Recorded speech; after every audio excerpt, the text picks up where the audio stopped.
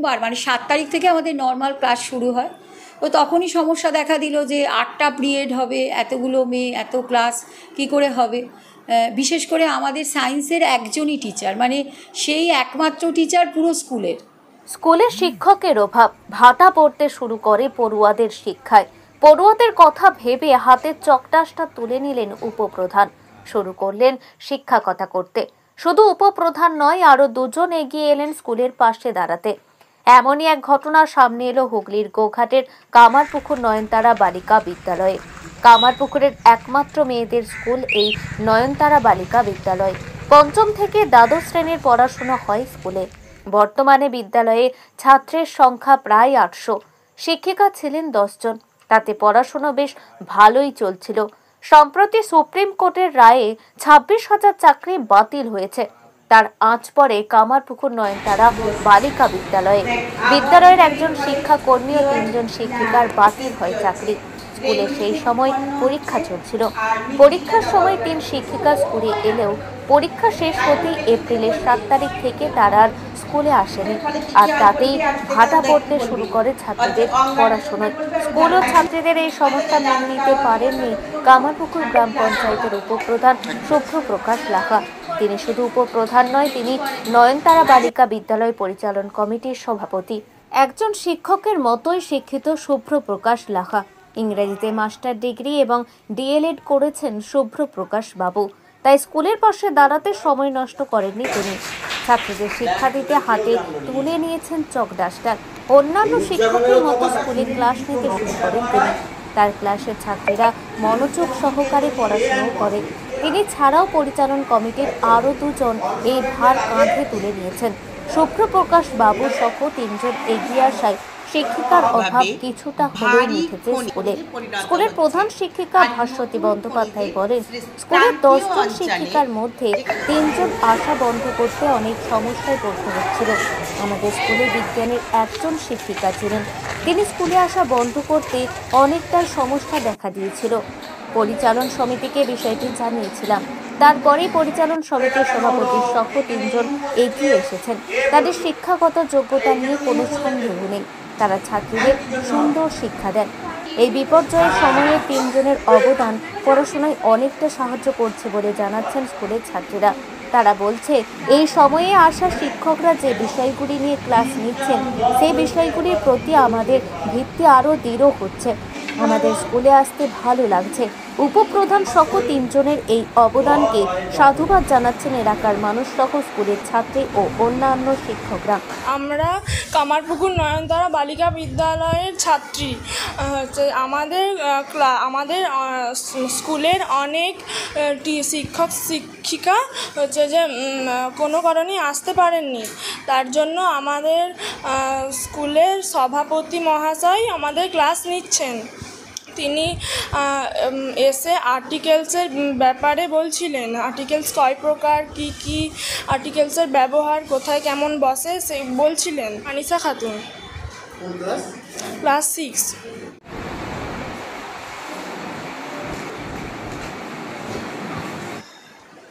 আমাদের স্কুল কামারপুকুর নয়নতারা বালিকা বিদ্যালয়ের কিছু শিক্ষক বা কিছু শিক্ষিকা তারা চলে যাওয়ায় আমাদের স্কুলের অবস্থা খুবই খারাপ হয়ে পড়ে। এর ফলে আমাদের স্কুলের ম্যানেজিং কমিটির কিছু সদস্য এবং সদস্যরা যারা আমাদের ক্লাস নিচ্ছেন, একজন নিচ্ছেন আমাদের ভূগোল এবং আর একজন আমাদের অঙ্ক নিচ্ছেন। এই বিপর্যয় পরিস্থিতিতে আমরা তাদেরকে পেয়ে খুবই আনন্দিত হয়েছি এবং আমাদের খুবই ভালো লাগছে। এবং সেই যে বিষয়গুলো যেগুলো টিচার আমাদের চলে গেছিলো, সেই বিষয়গুলো আমাদের স্কুলে যথারীতি পঠন পাঠন হচ্ছে এবং আমরা সেগুলো খুব ভালোভাবে বুঝতে পারছি এবং আমাদের খুবই সুবিধা হচ্ছে। হ্যাঁ, সেই সময় পরীক্ষা চলছিল। তখন ওই ম্যানেজিং কমিটির সদস্যরাই নিচ্ছিলেন, আমাদের নিবেদিতা সেন দিদিমণি এবং একজন স্যার, কিন্তু তাহারাই ক্লাস নিচ্ছিলেন। খুব ভালো লাগছে ক্লাস নিয়ে। ঐশানী চৌধুরী, নবম।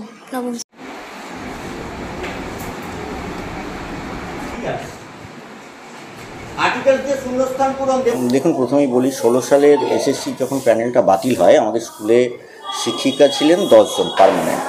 তাদের মধ্য থেকে 3 জন আসেননি আর স্কুলে সেই দিনের পর থেকে। কিন্তু তখন পরীক্ষা চলছিল স্কুলে, তবে সেভাবে সমস্যা ঘটেনি। কিন্তু পরীক্ষার পরে গত 7 তারিখ থেকে স্কুলে পঠন পাঠন ব্যাহত হওয়ার একটা সম্ভাবনা দেখা দিয়েছিল। যেহেতু আমরা ম্যানেজিং কমিটির মধ্যে আছি, আমাদের হেড দিদিমণি আমাদেরকে তখন জানান বিষয়টা। আমরা যারা ম্যানেজিং কমিটির মেম্বার প্রত্যেকেই মাস্টার ডিগ্রি ডিএলএড করা আছেন। আমরা সিদ্ধান্ত নিই যদি 2-1টা করে ক্লাস সপ্তাহে নিলে ম্যাডামদের পাশে থাকা যায় বা তাদের একটু রিলিফ করা যায় এবং যাতে স্কুলের পঠন পাঠন ব্যাহত না হয়, সেই চেষ্টা থেকেই আমাদের এই উদ্যোগ। এবং আমরা সেভাবেই এসে যতটা সম্ভব পাশে দাঁড়ানোর চেষ্টা করছি, আমাদের স্থানীয় স্কুলকে বাঁচানোর চেষ্টা করছি। আমাদের ম্যানেজিং কমিটির পিআই যিনি আছেন তিনি মাস্টার ডিগ্রি, 2 জন আছেন, দুজনেই মাস্টার ডিগ্রি ডিএলএড করা। এবং আমি স্কুলের অ্যাজ এ প্রেসিডেন্ট আমিও মাস্টার ডিগ্রি এবং আমার ডিএলএড করা আছে। সেহেতু আমরা শুধুমাত্র সমস্যাটাকে যাতে কোনো বড় সমস্যা না দেখা দেয়, স্কুলের ছাত্রছাত্রীদের যাতে স্বার্থে না ব্যাঘাত ঘটে পড়াশোনার স্বার্থে, সেই জন্যই আমাদের এই পাশে দাঁড়ানো। এবং আগামী দিনে যেমন সরকারি ঘোষণা আসবে সেইভাবেই স্কুল চলবে। আমরা শুধুমাত্র দিদিমণিদের পাশে দাঁড়ানোর জন্য এটা করেছি। আর আপনারা তো 2 জন, আরেকজন কোথায় ক্লাসে নেন? আরেকজন এখনও আসেননি, নেওয়ার কথা। এখন আপনারা 2 জনই চান? হ্যাঁ, এখন 2 জনেই নিই। আর আমাদের ম্যাডামরা আছেন, ওনারা ক্লাস করছেন। আপনার নাম? আমার নাম শুভ্রপ্রকাশ লাহা, আমি এই স্কুলের বর্তমান সভাপতি। তার সঙ্গে উপপ্রধানও আছেন? হ্যাঁ, আমি উপপ্রধান, কামারপুকুর গ্রাম পঞ্চায়েত।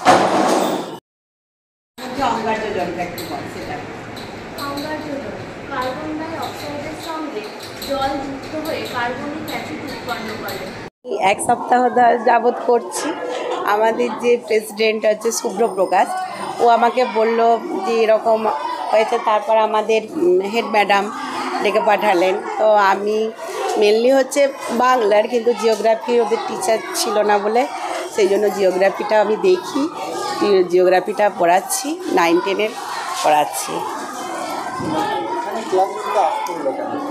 আসতে হলো বলতে এদের তো হঠাৎ করে এই শিক্ষাক্ষেত্রে যে বিপর্যয় নেমে এসেছে, 3 জন তো এদের টিচার চলে গেছেন এই 2016 প্যানেল অনুযায়ী।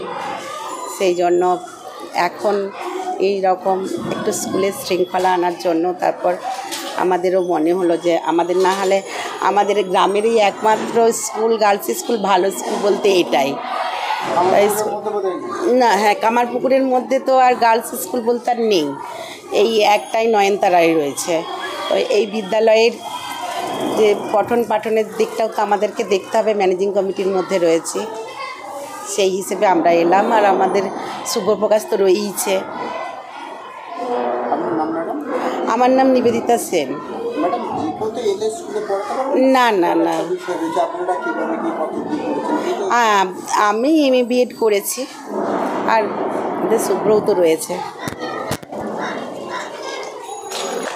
আমাদের কামারপুকুর নয়নতারা বালিকা বিদ্যালয়ের প্রায় 3 জন শিক্ষিকা এখান থেকে বাদ চলে গেছে বা কোনো কারণেই হোক এখানে আর আসছেন না, আমরা যেটা দেখতে পাচ্ছিলাম আমাদের পরীক্ষা চলাকালীন।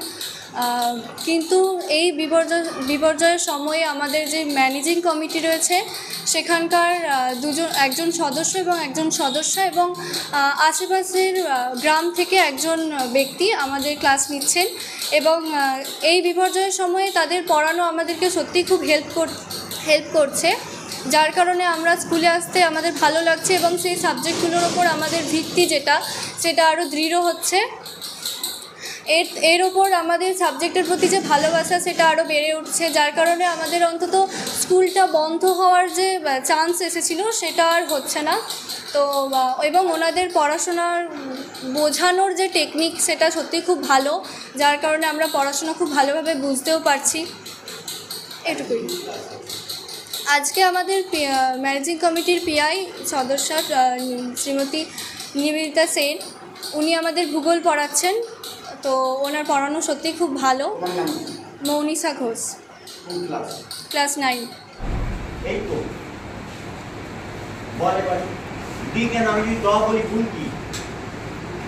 হলো পরীক্ষার টিচাররা গার্ডে ছিলেন, ওনারা সেই মুহূর্তে জানতে পারেনি। তারপর ওরা যখন ব্রেকে এসেছেন সবাই জেনেছে, সবাই মর্মাহত, কিন্তু তবুও ওরা গার্ডরা যার যার শিডিউল ছিল সেই অনুসারে গার্ড দিয়েই ওরা বাড়ি গেছে, সবাই গার্ড দিয়েছে।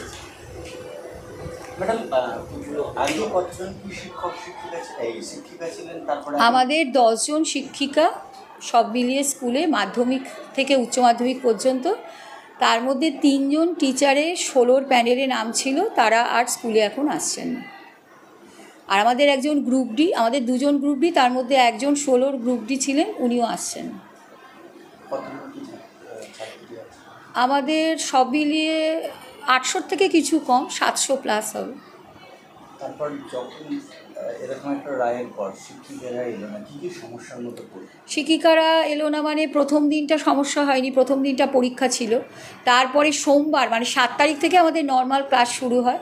তো তখনই সমস্যা দেখা দিল যে 8টা পিরিয়ড হবে, এতগুলো মেয়ে, এত ক্লাস কী করে হবে।